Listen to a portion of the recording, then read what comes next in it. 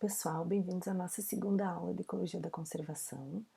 Nessa aula nós vamos ver os padrões históricos de perda da biodiversidade. Na aula passada nós vimos quais são os principais padrões de distribuição da biodiversidade, focando principalmente no gradiente latitudinal da diversidade, e nós vimos quais são as principais hipóteses, né, e teorias que buscam explicar aí a distribuição da biodiversidade no planeta Terra. Nós também vimos e discutimos o artigo do Dirzo, que fala sobre a perda da fauna no antropoceno. Nesse paper, a gente discutiu como que a perda da fauna tem sido registrada mais recentemente. Nessa aula de hoje, a gente vai ver que essa perda da fauna, e a gente pode ampliar isso para a flora também, estender isso para a flora, a gente vai ver que essa perda ela é bem anterior ao que a gente tem registrado somente nesse período do antropoceno.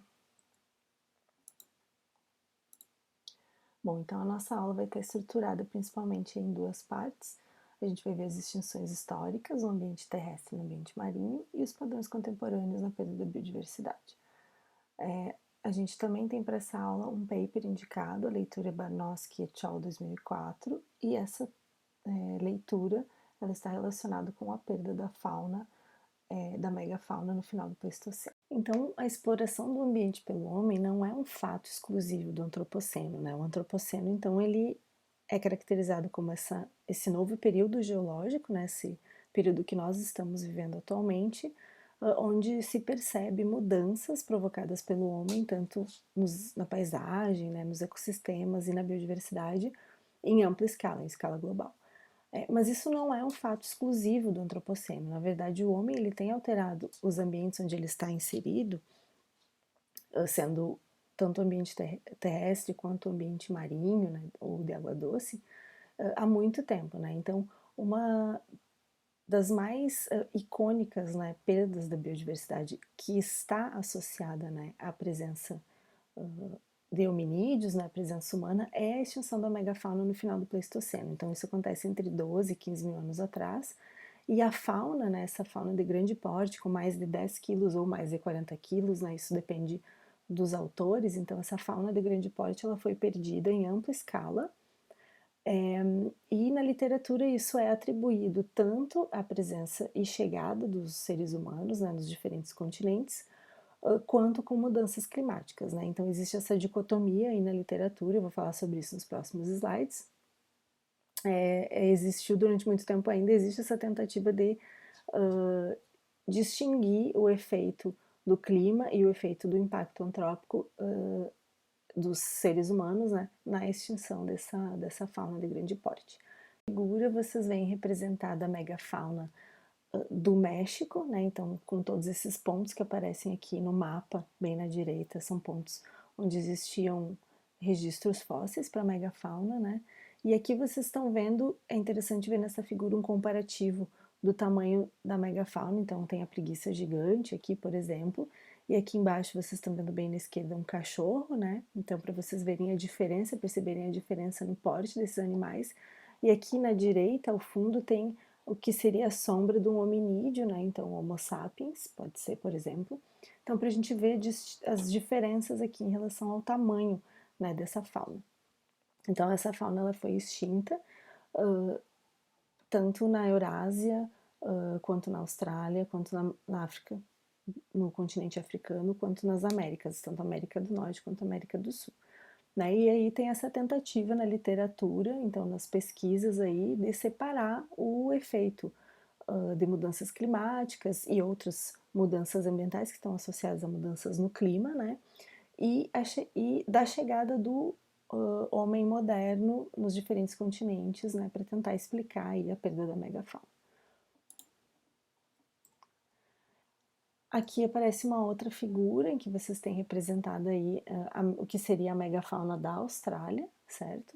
Então, da Oceania. Né? Então, vocês estão vendo diferentes animais representados aí, só para ilustrar isso melhor. Existem uma série de hipóteses que buscam explicar a extinção da megafauna no final do Pleistoceno. A principal dicotomia se dá entre as hipóteses que estão relacionadas com a mudança provocada pelo clima e que essas mudanças climáticas teriam tido efeitos sobre a distribuição da megafauna, os tamanhos das populações, e aí provocando então a extinção em ampla escala. E de outro lado, a gente tem a hipótese que está relacionada com a dispersão de Homo sapiens, então do homem moderno, e junto com a dispersão do homem moderno, a gente teria os efeitos da caça provocando a extinção da megafauna. Então, as mudanças climáticas e a dispersão do Homo sapiens são as principais hipóteses, né? E existe essa dicotomia, mas também existem hipóteses relacionadas com mudança de hábitat, que poderia estar associada aí com as mudanças climáticas também. Também existe presente na literatura uma hipótese relacionada com o impacto de um asteroide, que teria provocado também a extinção da megafauna, e também com hipóteses relacionadas com doenças e epidemias, né, que teriam provocado essas extinções. Isso está presente na literatura, né, de forma bem marcada, principalmente essa dicotomia mudanças climáticas e dispersão de Homo sapiens, nesses papers que estão indicados aqui, né, que estão lá na pasta, no material, no Google Classroom, e um paper que eu indiquei para leitura, que está relacionado com essa temática, é o paper do Barnowski et al. De 2004, que na verdade ele faz uma revisão, né, esse paper da Science, e aí ele cria essa dicotomia entre o impacto do clima, né, então das mudanças climáticas sobre a extinção da megafauna, e de outro lado ele coloca esse efeito da dispersão do Homo sapiens, e ele reúne uma quantidade de informações, né, e dá suporte para que tenha essa divisão aí do impacto dos humanos, que seria revelado principalmente para a América do Norte e também para a Austrália, que vocês vão ver lá no paper. E, por outro lado, ele diz que na Europa o fator que está principalmente associado com a extinção da megafauna teria sido o clima, seriam as mudanças climáticas. Então ele cria essa dicotomia, né? E também nesse paper ele deixa claro que para a África, Ásia e para a América do Sul não existem dados suficientes para mostrar se o efeito principal seria das mudanças climáticas ou da dispersão de Homo sapiens. Lembrando que esse paper foi de 2004, então desde lá existe um outro conjunto de evidências, outros papers, inclusive esse do Sandham et al. Que aparece aqui, né, de 2013, que mostra principalmente o efeito da dispersão do homem moderno e de Homo erectus e Homo neanderthalensis sobre a extinção da megafauna, certo? Bom, então, no paper de Lyons et al. De 2004, ele trabalha com a extinção seletiva de mamíferos grandes, né, então da megafauna e para mamíferos, na América do Norte, América do Sul, África e Austrália. Ele mostra que as extinções coincidem com a colonização aborígene, enquanto que né, no caso, para dois casos, eles coincidem com as mudanças climáticas, né, e daí ele associa com o efeito da caça e por outro lado, as mudanças climáticas teriam provocado alteração nos hábitats e aí sim a extinção de espécies, né? Bom, o que vocês estão vendo nessa figura aí, de Lyons et al. 2004, no eixo X é o body mass, né? Então a massa corporal desses mamíferos, né? Em log. E no eixo Y vocês estão vendo o número de espécies presentes no Pleistoceno tardio, né?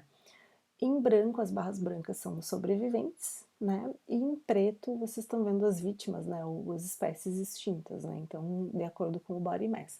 Então, vocês estão vendo que tanto para a América do Norte, quanto para a Austrália, quanto para a África, tanto e para a América do Sul, existe essa perda dos mamíferos com a biomassa grande, né? Então, os animais de grande porte, certo? E se a gente olhar para dois grupos específicos, né, xenarta e carnívora, esse padrão se repete, né? A gente continua tendo uma perda de bichos grandes, vítimas, né?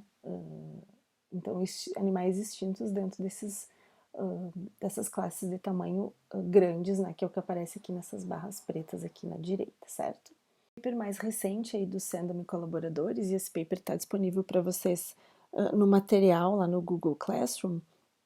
Nesse artigo, os autores mostram como que o avanço do gênero Homo, né, de Homo sapiens, e aí combinado com Homo erectus e neandertalenses, está associado com a perda da megafauna no final do Pleistoceno.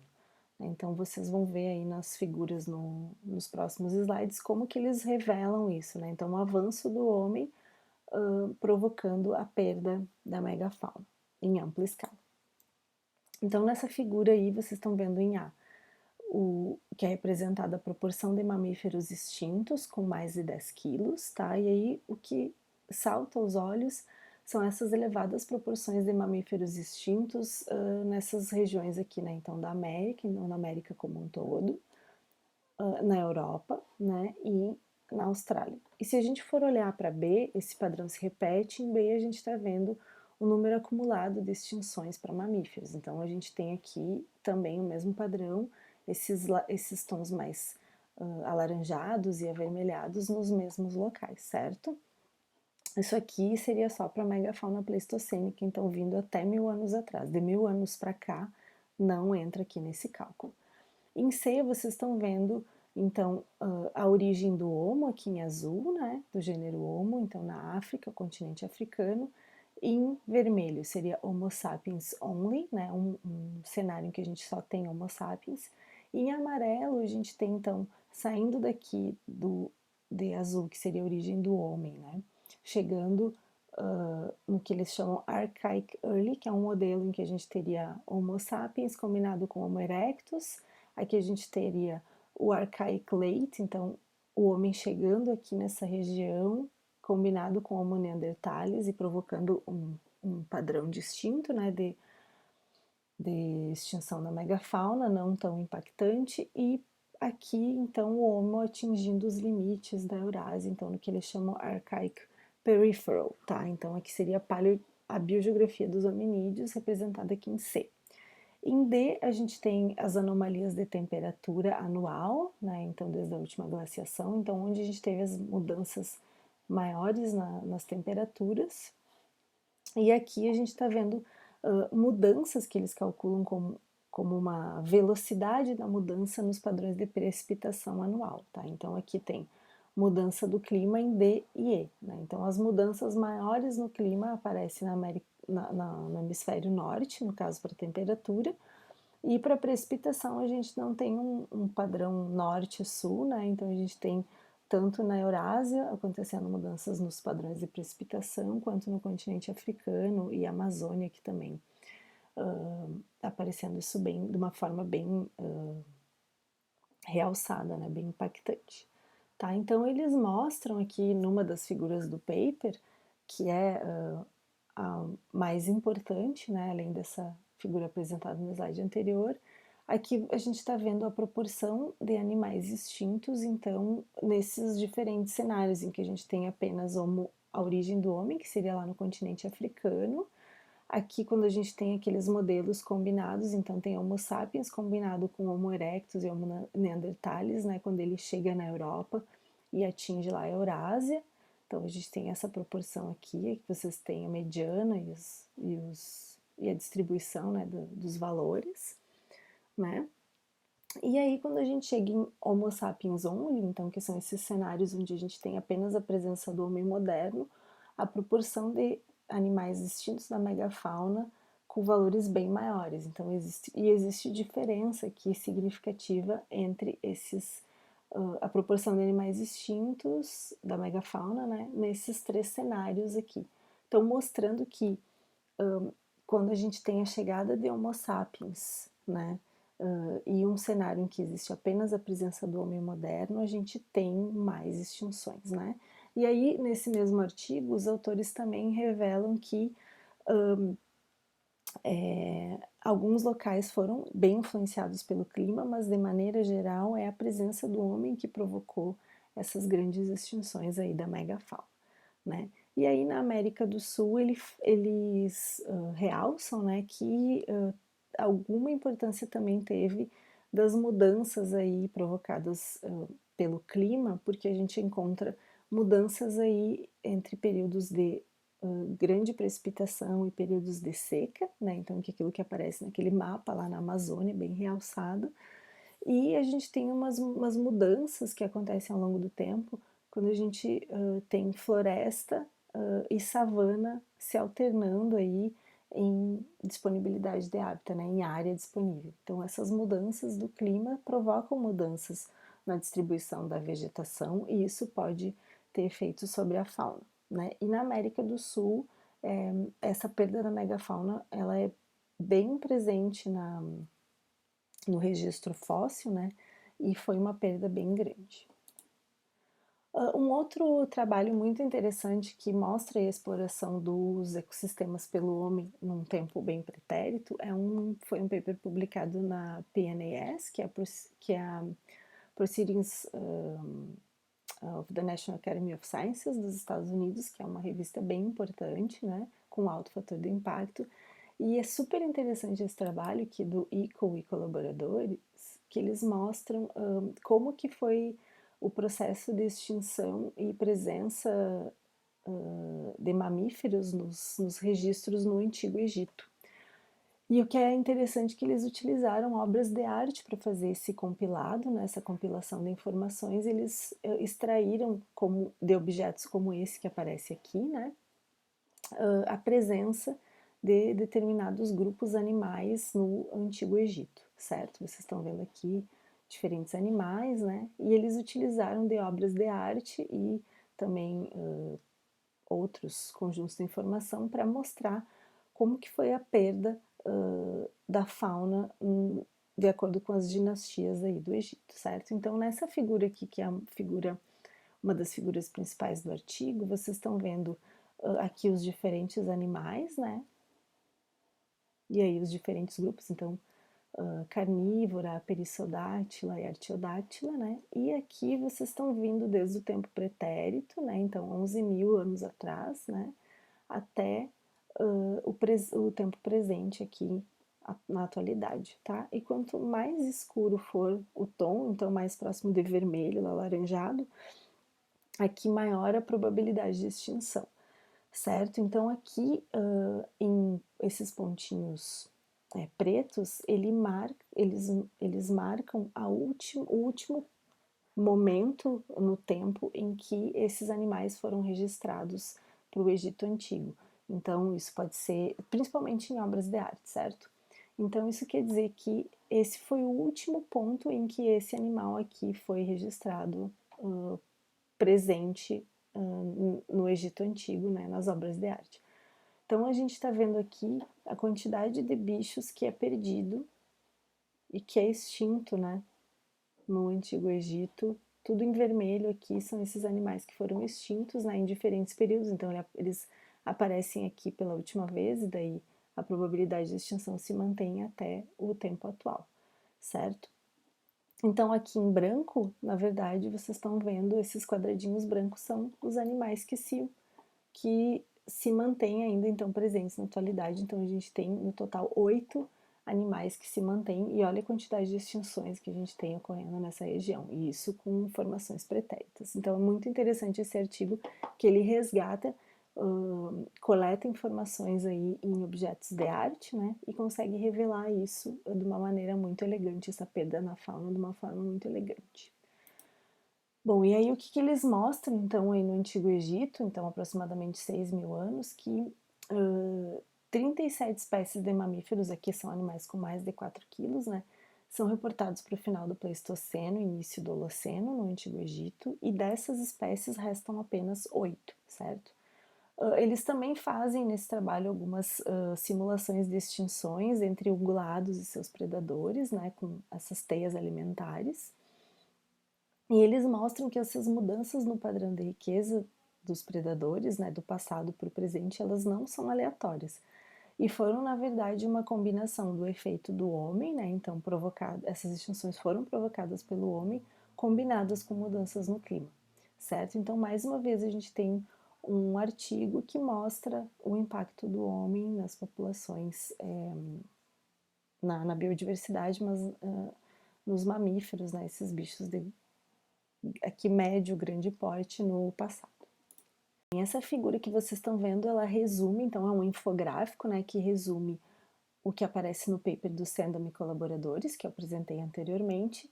Então vocês estão vendo aqui o avanço do homem moderno, então desde o momento em que ele parte da África, né, ali em Lilás, e chega na Eurásia. Quando ele chega na Eurásia, ele também provoca a extinção de outras espécies do gênero Homo, que é o que acontece com Neandertal, por exemplo, aqui nessa região, né, há aproximadamente 45 mil anos atrás.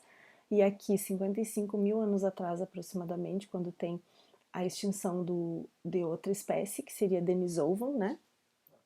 E aqui, quando o homem moderno, né, ele chega no Ártico, 35 mil anos atrás, e depois na América do Norte, uns 14 mil anos atrás, e aí sim a gente tem a chegada de Homo sapiens, né, o homem moderno, e extinção da megafauna, tanto na América do Norte, né, quanto na América do Sul, tá?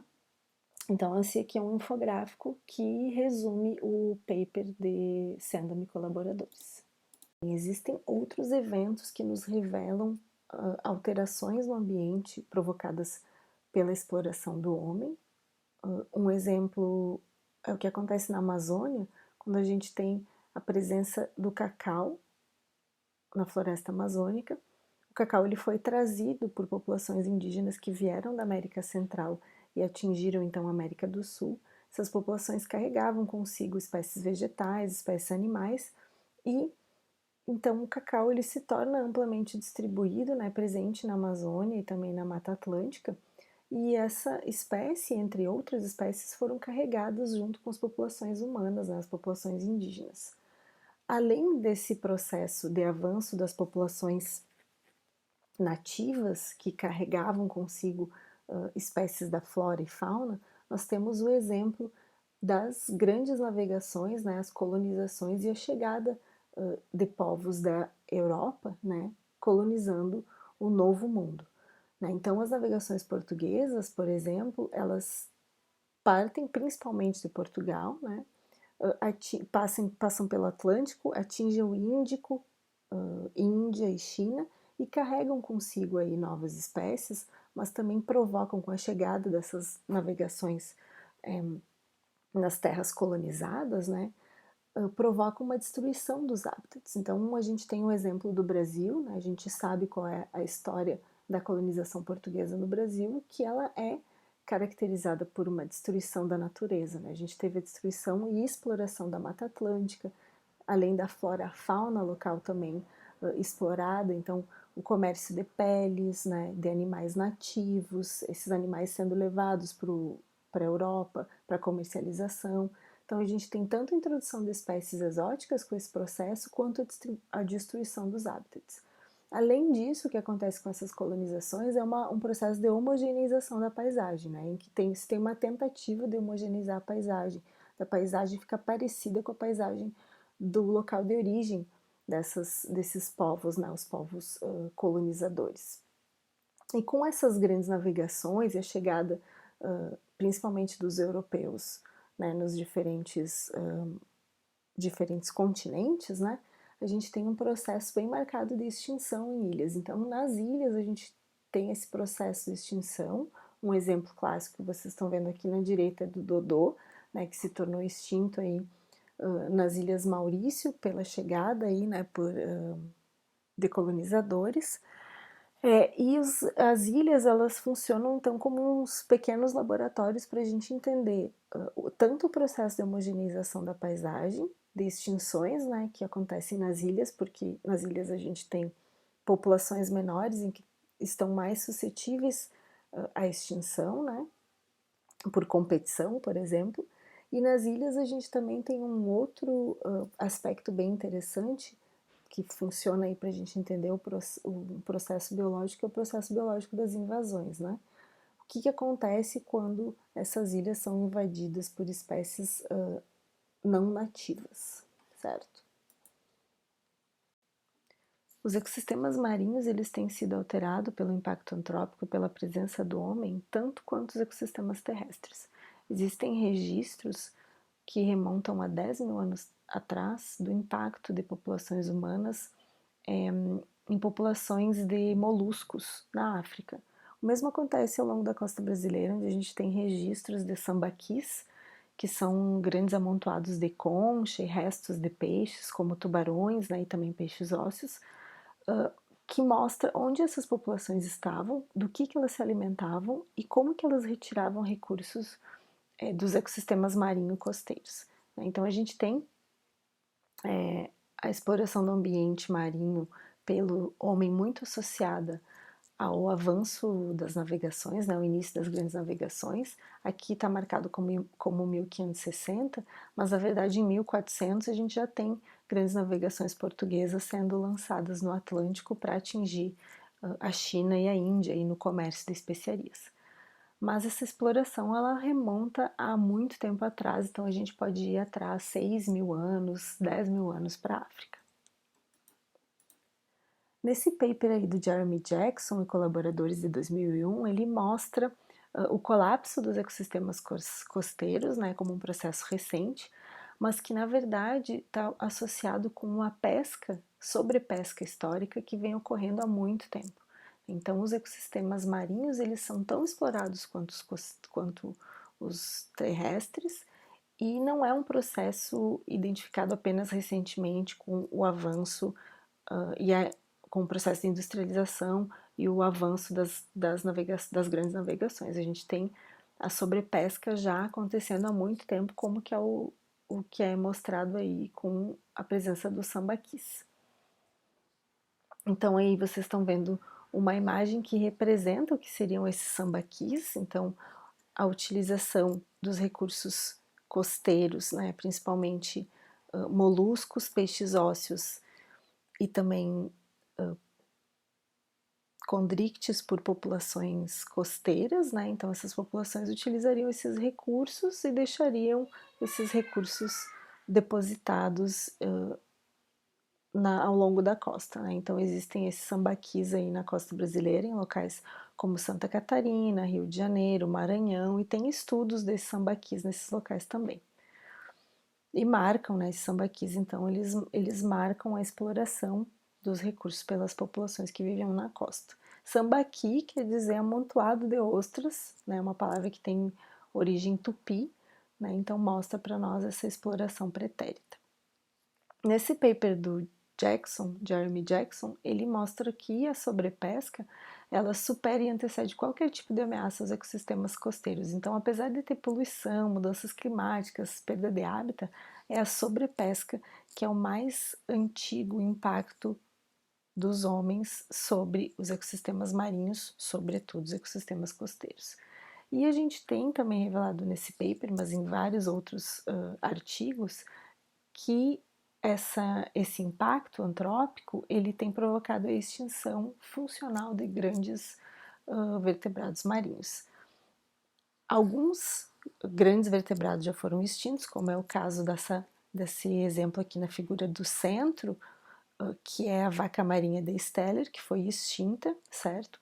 Mas a gente tem, além dessa extinção e algumas outras extinções reportadas para o ambiente marinho, a gente tem a extinção funcional, que é o que acontece, por exemplo, com os dugongos e com outros grandes vertebrados, que eles são depletados, as suas populações são diminuídas até um ponto em que eles já não têm mais o seu papel funcional nos sistemas onde eles estão inseridos. Então a gente retira tantos indivíduos das populações que restam poucos indivíduos e o papel deles já não é o mesmo exercido quando essas populações eram grandes o suficiente, certo? Então isso a gente caracteriza como extinção funcional.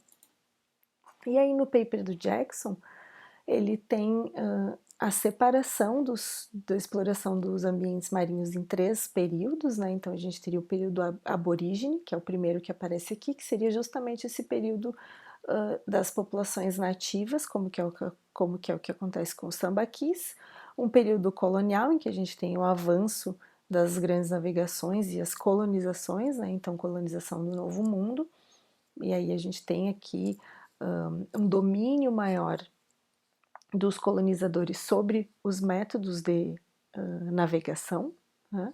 E aí a gente tem a exploração dos mares, e agora um período global, marcado principalmente pela industrialização e pela pesca industrial, certo? Com um avanço com esses grandes navios aí, com um impacto bem maior sobre as populações marinhas.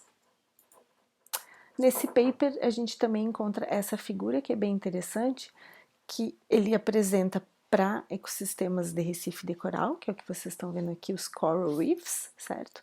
E ele mostra um passado, como que seriam as interações entre esses diferentes componentes dos ecossistemas, componentes do sistema de recifes de coral, como que eles interagiriam, né? E aí as setas mais espessas representam interações mais fortes, então entre tubarões com aves e tubarões com invertebrados que são predados por esses tubarões, e esses invertebrados predando corais, por exemplo, né? Então aqui vocês têm esse tipo de estrutura de interação, e aqui ele mostra as palavras são proporcionais à abundância desses organismos, e aqui ele mostra com a inserção das pessoas, né, nessas redes de interação, o que aconteceria. Então a gente tem pessoas dominando, né, provocando uma diminuição na abundância de crocodilos, de peixes predadores, de tubarões, né, e de outros invertebrados, né, que consumidores, mas organismos predados por tubarões, por exemplo.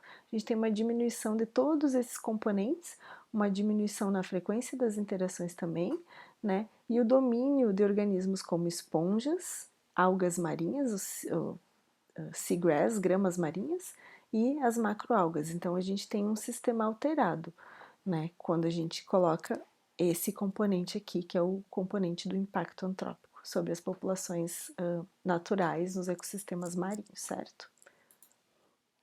E aqui nessa figura vocês estão vendo na esquerda, né, Discovery Bay, na Jamaica, em 75 e em 2013. Então, a Jamaica é um exemplo clássico de perda de cobertura de coral, de alteração do ecossistema recifal, que é o que a gente chama de phase shift, esse processo em que a gente tem a transformação de um ambiente dominado por coral para um ambiente dominado por macroalga, em que em que não se vê mais peixe, né? Então, o que vocês estão vendo aqui em C. E um outro local que é o Carysfort Reef, em 75, e daí depois em 2004, então a gente tem esse mesmo processo de phase shift, da perda dessa tridimensionalidade, desse sistema formado essencialmente por corais para um sistema empobrecido, com corais mortos e já dominado por algas, certo? E aí aqui nessa figura do paper ele mostra como a expansão do homem estaria associado a todos esses impactos, né, que vai desde a pesca até a mudança do clima, resultando em ecossistemas completamente alterados. E a gente tem visto isso para recifes de coral, para ecossistemas costeiros, para manguezais, por exemplo, que têm sido dramaticamente impactados pelos seres humanos. E isso já chega a ecossistemas marinhos pelágicos, por exemplo, né, onde a gente tem essa remoção insustentável, né, de animais para pesca, né, para consumo humano.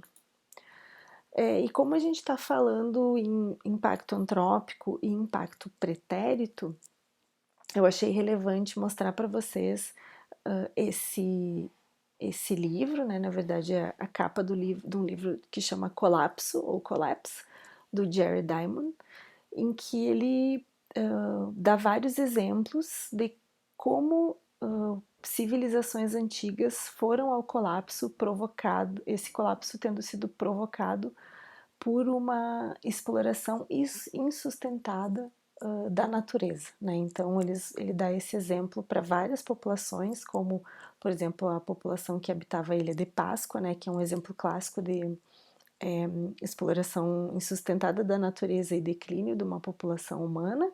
E ele mostra isso, ele coleta vários exemplos disso num livro que é bem grande, um livro de cabeceira, mas é uma leitura bem interessante. E eu adicionei lá no Google Classroom para vocês os episódios que são um documentário que trata desse livro aqui do Jared Diamond. Se vocês têm interesse, tá lá o link para vocês assistirem.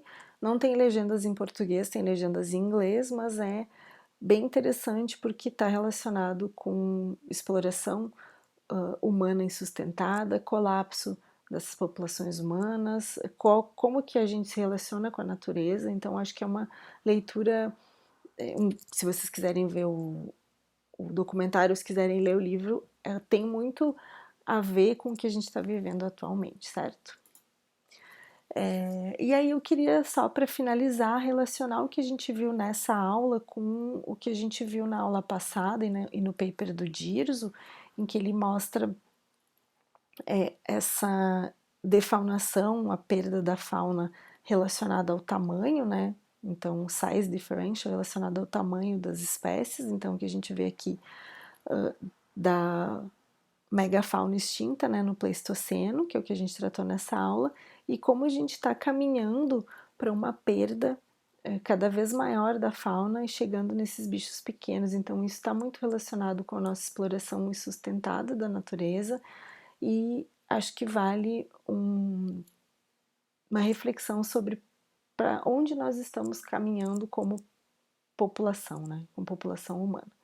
Né? Então, isso provocando aí uma perda nos serviços ecossistêmicos, que é o que aparece nessa figura aqui lá do Dirzo, né, em que a gente tem perda da dispersão de sementes, comprometimento da decomposição, comprometimento da qualidade da água, comprometimento da polinização e da regeneração. Então, nós estamos caminhando para uma perda completa também dos serviços ecossistêmicos e isso pode nos impactar severamente no futuro. A gente já está vendo um pouco disso nessa situação de isolamento que a gente está vivendo, certo? Então, nessas leituras, o que vocês encontram? Impactos humanos aos recursos ambientais ou recursos naturais, mudanças climáticas, que é o que a gente está vivendo atualmente e é o que o Jared Diamond mostra no livro também. Nesse livro ele pontua também quais as relações dessas sociedades que foram ao colapso com sociedades vizinhas, que eles eram amigáveis com algumas sociedades, mas hostis com outras sociedades. Então a gente talvez devesse pensar nisso, trazer isso para o nosso contexto. E aí ele também traz à tona aspectos culturais, políticos, econômicos, como que a gente pode caminhar para solucionar os nossos problemas, certo? Então, de mensagens finais, a perda da biodiversidade do ambiente marinho e terrestre, ela é bem marcada, associada à exploração desses ambientes por populações humanas, então associada a impactos antropogênicos, mas isso não é uma coisa que é apenas atual, né? A gente tem impactos históricos, então desde 6 mil anos atrás, 10 mil anos atrás, que é o que aparece com o avanço de Homo sapiens e também a exploração de recursos pesqueiros, como vocês veem para os sambaquis. E esse uso indevido de recursos, ele vai levar a um comprometimento dos serviços ecossistêmicos e ele pode levar ao colapso das civilizações, certo? Então é isso, obrigada por ficarem comigo até o final e até a próxima aula.